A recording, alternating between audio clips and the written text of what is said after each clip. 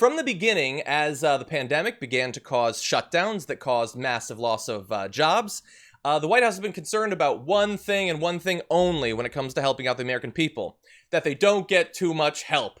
So that those lazy bastards start staying at home instead of running back into the pandemic breach as soon as they're told to. White House economic advisor Larry Kudlow told CNN back in June that a measure of enhanced unemployment, $600 extra a week, was a disincentive to work, adding, "We're paying people not to work." And he was hardly the last. Stephen Mnuchin says we're paying people more to stay home than to work. That was just in the last couple of days. And he said that despite the fact that we now know, according to big studies, that it's not actually the case. New study out of Yale shows that in the aggregate, the expanded benefits, quote, neither encouraged layoffs during the pandemic's onset nor deterred people from returning to work once businesses began reopening. And in particular, the report says workers facing larger expansions in unemployment insurance benefits have returned to their previous jobs over time at similar rates as others. We find no evidence that more generous benefits disincentivize work either at the onset of the expansion or as firms look to return to business over time. In future research, it will be important to assess whether the same results hold when states move to reopen. And there was another study. Federal Reserve Bank of Chicago said those currently collecting benefits search more than twice as intensely as those who have exhausted their benefits. That was published back 2 months ago. But they're not going to allow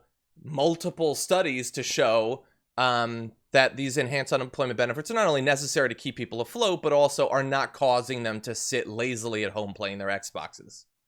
Yeah. I mean, I think that Republicans think that a steady check from the government disincentivizes work because they receive a steady check from the government and they do no work. So they would know.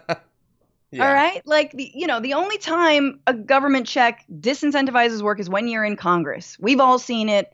They don't do. Sorry. Oh, God. My bad, John. Bleep me out next time. Okay. They'll grab it. But here's the thing. When you talk about disincentivizing work, when Republicans are super, super into that talking point, it's really to punish people.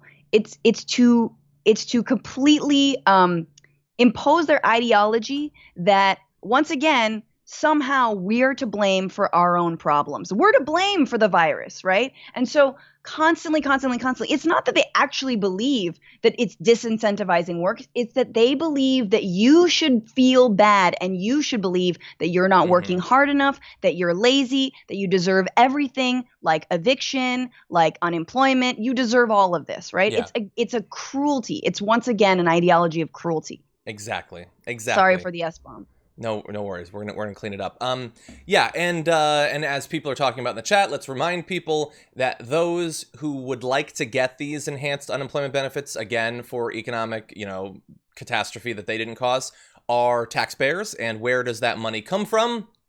The taxes that they've paid. They are being handed back their own money. That's why we pay some of these taxes, to take care of that. But it is so clear from people like Steve Mnuchin that they think, no, this is our money. It's supposed to go to military contractors and our buddies and things like that. Oh God, having to give you $600 a week, that doesn't help me at all. Even though it would. It is very helpful long term for the health of the economy that we not have destitute millions being thrown out of their homes through the eviction crisis that is boiling up right now, and losing everything because, again, they can't go safely back to work.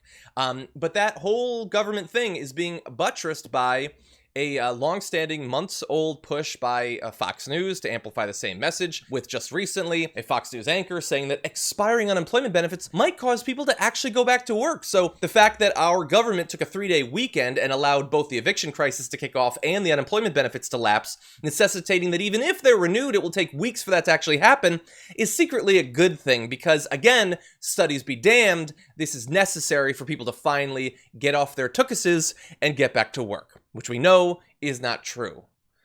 Yeah. Yes. I mean, and we've seen Pelosi say, that Republicans are simply not focused on the virus. Like, they do not care about actually fixing this. So I as much as I think there are problems with the HEROES Act and what was passed in Congress, I do think it is a far cry better than what Republicans are proposing, which is, again, cutting these unemployment benefits by, I believe it's 2/3. But how do you negotiate with an entire party that will not face reality? How? How are you supposed to say, don't you get that people need to stay at home and they should be incentivized to stay at home to keep themselves safe and everyone else safe so we all don't die?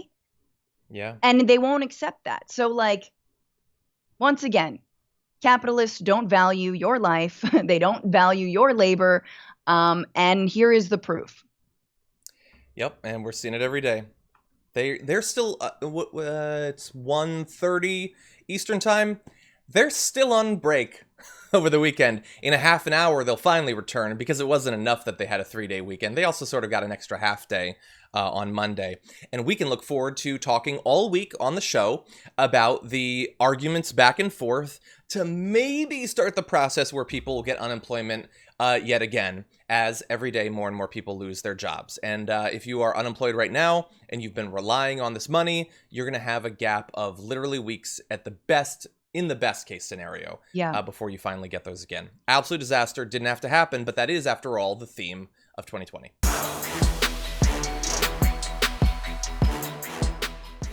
Check out the Damage Report podcast each day, wherever you get your podcasts, whether Pocket Casts or Stitcher or iTunes. You can join me as I give you the news and stories you want, with a range of co-hosts and interview guests jumping in on the fun each day. Again, that's the Damage Report, wherever you get your podcasts. And if you get them at iTunes, don't forget to rate and review. Sometimes I'll read them live on the show.